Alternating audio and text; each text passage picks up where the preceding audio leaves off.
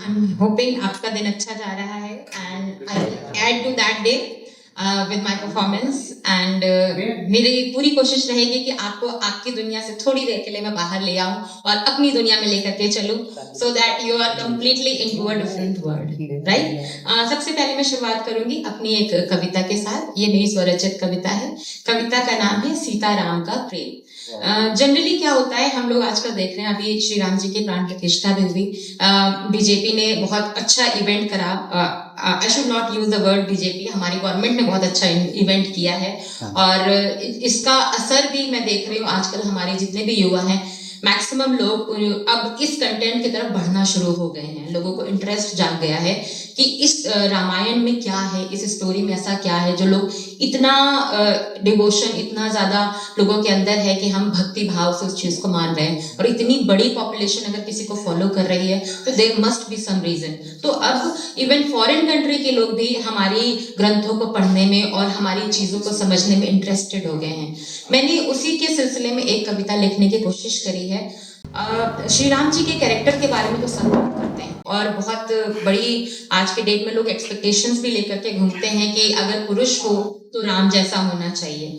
तो मैंने इस कहानी को एक दूसरे एंगल से प्रेजेंट करने की कोशिश करी है कि यदि पुरुष राम जैसा हो तो पत्नी कैसी होनी चाहिए। मैंने सीता जी के चरित्र के बारे में कुछ लिखने की कोशिश करी है और मैं इस चीज को प्रेजेंट करना चाहती हूँ आपके सामने। कविता का शीर्षक है सीता राम का प्रेम। राम तो मैं बन जाऊंगा प्रिय, पर सीता तुम्हें भी बनना होगा। मैं बनूंगा यदि राजपिता, तो माता तुम्हें भी बनना होगा। महलों के सारे भोग छोड़कर संग जंगल में निकलना होगा।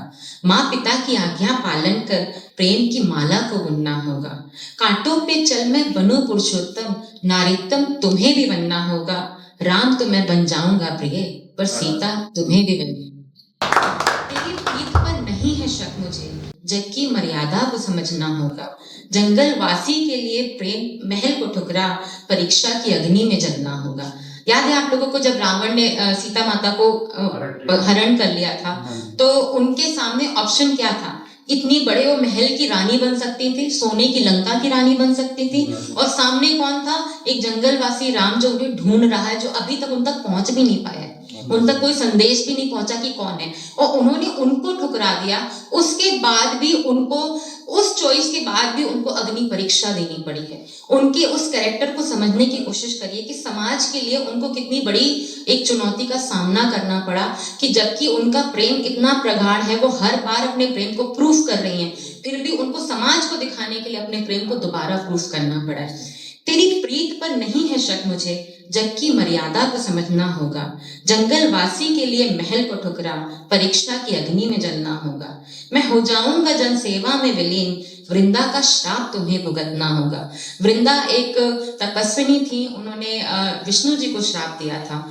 वो राक्षस थे जलंधर, उनकी पत्नी थी। उन्होंने विष्णु जी को श्राप दिया था क्योंकि वो बहुत ही पतिव्रता स्त्री थी, विष्णु जी की बहुत बड़ी भक्त थी। तो उन्होंने क्या किया, उन्होंने बहुत ही बड़ी यज्ञ का अनुष्ठान किया, इसलिए कि जलंधर जी कभी भी हारे नहीं। वो क्या थे? वो राक्षस थे। तो अब हमारी सृष्टि को चलाने के लिए यदि राक्षस कभी हारेगा नहीं तो पूरी सृष्टि समाप्त हो जाएगी। तो इसलिए विष्णु जी ने उनके उस यज्ञ का खंडन कर दिया था। तो उस चक्कर में उन्होंने उनको श्राप दिया कि आप जो पतिव्रता धर्म पे मेरे ऊपर जो क्वेश्चन उठेगा, एक दिन आपकी पत्नी को भी वो भुगतना पड़ेगा। तो उसी चीज को मैंने अपनी कविता में लिखा है कि मैं हो जाऊंगा जन सेवा में विलीन, वृंदा का श्राप तुम्हें भुगतना होगा। राम तो मैं बन जाऊंगा प्रिय, पर सीता तुम्हें भी बनना होगा। फर्ज के दिए आघात के आगे भी पुत्रों को प्रेम पोषित करना होगा। राजा बन मुझको मिले विरह में, मेरे संग संग तुम्हें भी जलना होगा। नहीं कर पाऊंगा मैं रावण विजय, शक्ति बन तुम्हें भी लड़ना होगा। राम तो मैं बन जाऊंगा प्रिय, पर सीता तुम्हें भी बनना होगा। जय श्री राम। और ये मेरी अगली कविता है। इसको मैंने वुमेन्स डे आने वाला है उसके उपलक्ष्य में लिखा है, क्योंकि आजकल बार बार ये टॉपिक बार बार हमारे कॉन्वर्जेशंस में, हमारे डिबेट्स में उठता है। No means no. लोग एक्चुअली क्लियरली समझा नहीं पाते कि ना का मतलब है क्या। ठीक है, मैंने उन सिचुएशंस को कैप्चर करने की कोशिश करी है जहां पे एक ब्लर्ड सी लाइन होती है यस और नो के बीच में, एंड आई ट्राइड कि मैं क्लियरली बता सकूं ना का मतलब क्या है। ठीक है, तो मैंने उस चीज को लिखने की कोशिश करी, आशा है आप सबको पसंद करेगी।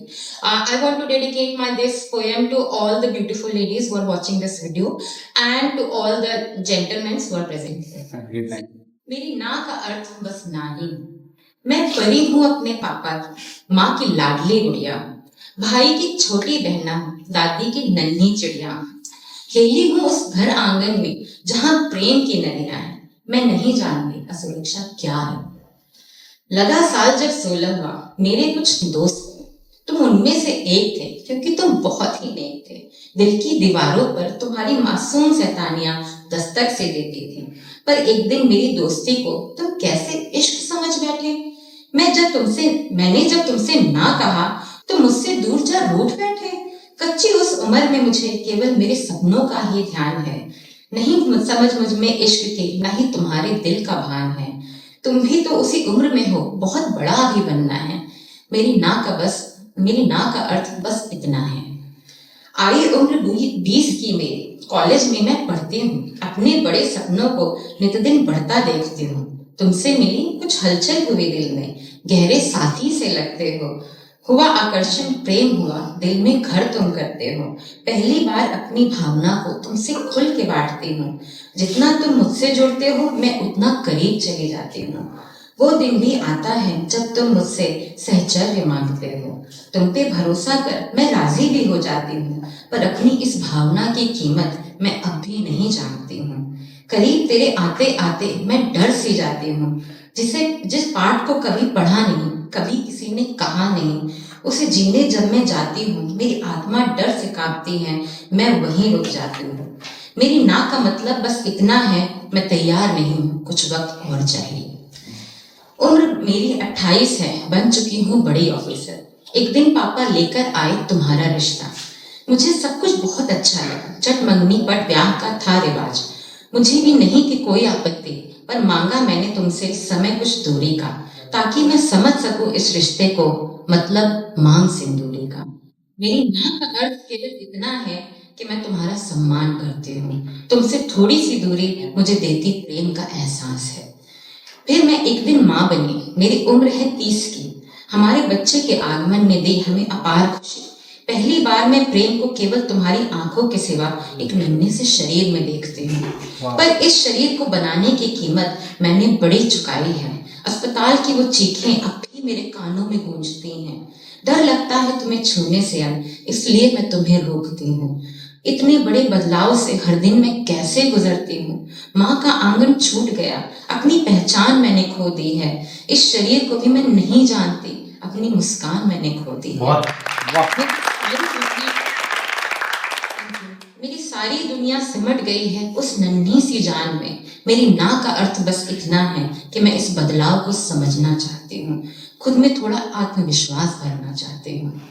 उम्र मेरी और बढ़ती है, जानती हूँ अब मैं सुंदर नहीं हूँ, पर तुझ में खुद को देखना चाहती हूँ। तेरे बिना अपने अस्तित्व को अब मैं न जानती हूँ। मैं तुमसे जुड़ी नहीं हूँ, तुम्हारी बन चुकी हूँ। इस बदलाव को सहर्ष ही मैंने स्वीकार किया है, पर तेरे दुख को मैं अब भी पढ़ सकती हूँ। अच्छा वक्त खत्म होने का दुख दिखता है मुझे तेरी आंखों में, पर अपने संघर्ष से मैं भी जूझती रहती हूँ। अब तुम्हारा शारीरिक ही नहीं, भावनात्मक साथ भी मैं तुमसे चाहती हूँ।